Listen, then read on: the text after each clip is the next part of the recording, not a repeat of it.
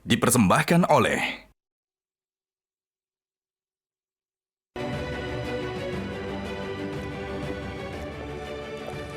Selamat malam para pemirsa, ketemu lagi di Hot Room dengan saya Hotman Paris. Hot Room telah lebih dari 2 bulan mengawal kasus Firly Bahuri, Ketua KPK. Episode pertama sudah selesai, di mana sudah ditetapkan sebagai tersangka, bahkan sudah keluar kepres untuk pemberhentian sementara. Mulai lagi sekarang episode kedua, di mana Firly melakukan perlawanan dengan mengajukan gugatan pra-peradilan terhadap Polda Metro Jaya. Bagaimana nasib KPK berikutnya? Apakah akan lebih bagus? Inilah Hot Room. Firly melawan, bagaimana KPK ke depan? Untuk menetapkan saudara FB selaku Ketua KPK RI sebagai tersangka. Sudah saya tanda tangani tadi malam, ya hormati seluruh proses hukum. Tentunya secara hukum karena beliau sudah diputus, ada keputusan presiden memberhentikan sementara, berarti segala kewenangan yang ada beliau sebagai pimpinan itu berakhir sementara ini.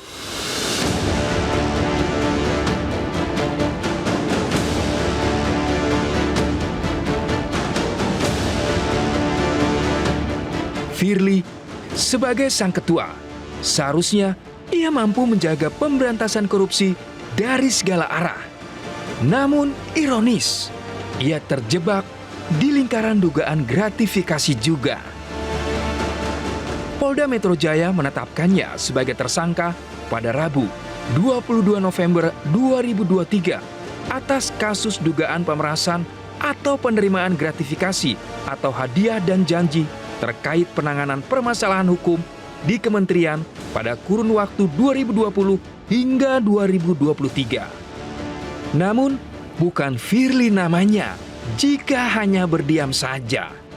Firly yang tidak terima dijadikan tersangka oleh Polda Metro Jaya memilih melawan dan mengajukan pra-peradilan dengan termohon Kapolda Metro Jaya. Salah satu petitum Firly adalah memerintahkan termohon untuk menghentikan penyidikan terhadap termohon. Dengan penetapan Firly sebagai tersangka, mungkinkah ini menjadi titik awal pembenahan KPK ke depan? Agar tak ada lagi pimpinan dan anggota KPK yang ikut bermain mata dalam perkara.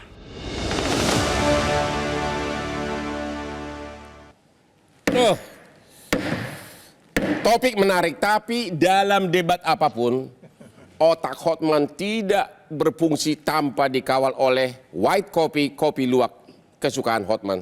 Kopi terbaik. Gila.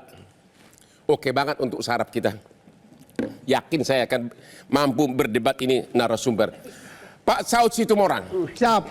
Usul saya Pak Saud, Pak, harus topinya dibuka sebagai simbol tentang apa makna. Oh begitu benar Saud. Saya kira buka topinya biar kelihatan. Saya kira Pak Saud Situmorang mantan wakil ketua KPK yang sekarang digosipkan bakal menggantikan ketua KPK. Betul. Apa benar itu? Waduh, jangan sampai lah. Kenapa jangan sampai? Saya lagi menikmati kemerdekaan soalnya nih. Oh begitu ya. Iya. Oke. Bagaimana tanggapan Anda? Inilah dalam sejarah hukum Indonesia pertama kali ketua KPK jadi tersangka. Apakah itu benar serangan balik dari para koruptor? Dan apakah melihat Polda Metro Jaya sudah bertindak tepat? Saya lebih senang menjawabnya itu dari pendekatan kolektif kolegialnya. Ya. Karena keputusan itu bukan Firly seorang. Maksudnya? Iya, bukan dia saja yang memutuskan. Dia nggak akan bisa memutuskan sendiri. Jadi dia pasti ada support moral, dukungan moral, atau dalam kaitan pengambilan bisnis proses di KPK itu dia nggak akan berdiri sendiri. Maksudnya di balik kelakuan dia itu, ya tentu anggota teman-teman KPK empat yang lain, juga. ya harus bertanggung jawab. Maksud kamu harus bertanggung jawab, harus juga ikut berhenti? Oh ya sebaiknya begitu, karena nggak ada keputusan itu diputuskan oleh dia sendiri. At the end kan di KPK itu voting. Keputusan apa yang menurut Anda Firly putuskan yang menurut Anda melanggar hukum? Banyak hal, semua putusan selama dia 4 tahun di sana, coba dilihat satu persatu, dihitung sebenarnya catatan-catatannya, berapa skornya, 4-1, 3-2? Yang 2 siapa, yang 3 siapa, itu yang Dewas harus pelajari. Jadi menurut Anda ketua KPK yang sekarang kan perlu disaring lagi atau diapain ini? Kalau saya bilang mereka harus bertanggung jawab dan selesai mundur semua, dan saya pikir bikin panitia seleksi baru aja lebih bagus. Dan mengenai ketua KPK dalam sejarah hukum Indonesia jadi tersangka, apa pandangan saudara? Undang-undang, peraturan, fakta integritas, janji, sumpah, apapun bentuknya, itu nggak akan membuahkan apa-apa untuk Indonesia. Tidak akan membuahkan Nggak, apa-apa. sudah terbukti. Jadi yang membuahkan apa-apa apa dong? Ya, integritas seseorang. Atau undang-undangnya perlu dirubah? Itu sudah pasti. Kan Undang-undang kalau KPK sekarang harus dibuang total. diganti dengan kata lain, Seperti yang dulu. memperkuat. Ya, dikembalikan ke yang pertama, walaupun berapa klaus atau pasal harus diperbaiki. Ya, Tetapi yaitu? secara keseluruhan, kalau kita bicara negara, yang bertanggung jawab di case ini seharusnya kan presiden. Yaitu? Iya, karena kan KPK di bawah pemerintah sekarang. Oke. Ya, dia harus bertanggung jawab. Dan Lu kita jangan ngomong gini dong, ntar lu nggak ditunjuk jadi ketua KPK. ya nggak apa-apa. Nggak, maksud saya gini loh, bahwa kalau kita bicara sekarang konstelasi politik nasional dalam kaitan menciptakan apa yang disebut politik berintegritas dan bebas konflik kepentingan, kan itu masih menyelimuti. Jadi ini menurut Anda salah satu titik nadir juga kegagalan dari pemerintah. Oh yes, Perkara korupsi ini. yes. Saya meninggalkan Yudi, angka 40 Pak Hotman. Ya, Tapi sekarang kan jadi 34. maksudnya 3. Saya keluar dari KPK itu angka indeks persepsi korupsi itu 40. Ya, Itu diganti Undang-Undang Jati 34. Terus Bapak bilang itu nggak ada kaitan dengan kebijakan pemerintah yang nggak mau mengeluarkan Perpu itu. ya. Kan kita waktu itu tuntut Perpu kan? Nggak ada apa-apa. Presiden diam-diam saja. Oke, Pak Yudi. Ya. Memang menurut Anda ini sudah tepat nggak tindakan Polda Metro untuk menetapkan Firly jadi tersangka, dan gugatan pra-peradilan bakal berhasil nggak? Katanya terlalu cepat katanya ditetapkan jadi tersangka, benar nggak tuh? Ya, pertama perlu dijelaskan salah satu ahlinya perlu kita declare Pak Saud, Ya. ya kan, dalam kasus ini gitu. Kalau Ya. Pak Saud jadi ahli udah nggak kaleng-kaleng lah, Pak Hotman.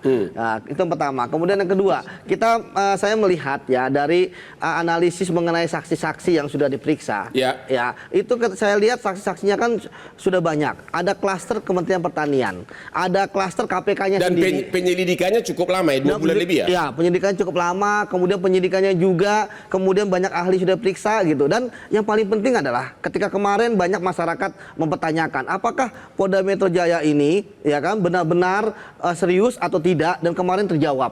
Pak Firly ditetapkan sebagai tersangka. Dan yang menarik adalah, ingat ketika di awal pasal terhadap Pak Firly yang ada di publik adalah pemerasan. Ya. Ya, artinya ada upaya pengancaman dengan melawan hukum gitu kan, untuk menyerahkan Ya. ya sesuatu bisa berupa uang dan sebagainya yang dilakukan oleh Menurut negara-negara. bocoran yang Anda kan bekas penyidik KPK, pasti banyak orang dalam.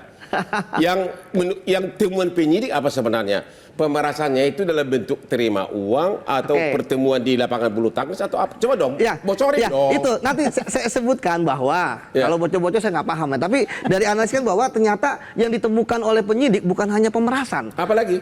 ada gratifikasi 12B besar, Undang-Undang Tipikor. Apa itu? Dalam bentuk apa? Ya, Dan dari siapa? Nanti kita lihat dulu. Kemudian yang ketiga, pasal 11 yaitu menerima suap. Ya, berkaitan dengan jabatan. Ya, yang Maksudnya kemudian masih terkait Menteri Pertanian atau pihak lain? masih terkait dengan Menteri Oke. Pertanian. Artinya pasalnya berlapis, dan kemudian kita dulu bertanya, uangnya mana kan? Ya. Nah, kemarin di-spill oleh Polda Metro Jaya bahwa mereka telah menyita, memang bukan dalam bentuk uang ya, tetapi dalam bentuk dokumen, yaitu dalam bentuk adanya voucher falas.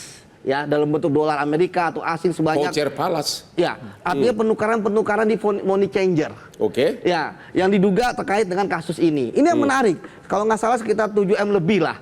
Artinya bahwa kasus ini kan berkembang, Pak. Jadi ditemukan voucher Palas Ya, sekitar dari 7M. money changer. Oke, ditemukan di mana? Di rumahnya Ya. Firly atau di mana? Kalau saya lihat dari money changer lah, hasil pengembangan saksi. Ingatlah Pak Hotman bahwa kasus yang terjadi sama Pak Firly ini adalah kasus post factum. Ya. Berbeda dengan OTT yang memang sudah kita target. Ya, kalau terjadi seperti ini kan, maka kekuatan paling utama adalah kekuatan saksi. Ya. Nah, saksi itu kita harap mereka mampu untuk berbicara yang benar. Bagaimana proses? Karena dari pihak Pak Firly sendiri, ya, dia tidak mau mengakui. Ya, dulu saya sering menangani kasus kalau pihak yang menerima mengakui itu mudah, ya Ya. kan? Nah, tapi sekarang bagaimana menelusuri tadi follow the money-nya? Sekarang yang harus dilakukan oleh Polda Metro, pertama ya, memperkuat pembuktian. Yang kedua, mencari di mana uang 7,4 miliar ini itu berada, ya kan? Kan bukan hanya vouchernya aja, ya kan? Berarti kan entah dia menukar dalam bentuk dolar ataupun sebaliknya, itu kan harus dicari, ya. Artinya di mana sekarang uang itu berada agar pembuktiannya semakin kuat. Kemudian terkait dengan misalnya Pak Firly. Jadi menurut ada money changer sudah ada yang jadi saksi nggak? Ya kalau dilihat dari ada dokumen kita pasti sudah jadi saksi lah, gitu kan. Dan money changers pengetahuan saya itu kita akan lebih mudah men-trace karena kan dia naruh KTP siapa yang menukar, gitu kan. Nah sekarang apakah Pak Firly kemudian melakukan perlawanan dalam bentuk pra-peradilan? Saya pikir memang sah-sah saja Pak. Tetapi ingat bahwa pra-peradilan adalah uji formil, ya terkait dengan penetapan tersangka. Artinya walaupun nanti misalnya dia menang atau apa, penyidik kan bisa tetap menaikkan sprindiknya lagi karena dia nggak main di material. Jadi, seperti itu. Menurut Anda harapan dia menang pra-peradilan itu tipis atau ada kemungkinan? Ya bagi saya tipis lah gitu ya. Kalaupun menang itu sangat luar biasa sekali bahwa apa sih yang terkait dengan penetapan tersangka misalnya apakah barang buktinya nggak cukup. Nah tapi bagi saya menarik adalah ketika di pra-peradilan ini ya setidaknya kita udah bisa masuk ke sebelum materi pokok ya kita bisa tahu sebenarnya barang buktinya Polda itu apa aja. Pasti jadi menurut Anda bahwa Polda Metro Jaya sudah cukup berani? Ya kalau saya sudah cukup berani dan bisa menetapkan tersangka dan saya pikir saya ingin segera dilimpahkan ke pengadilan seperti itu. Oke, kita istirahat, ketemu lagi di Hot Room.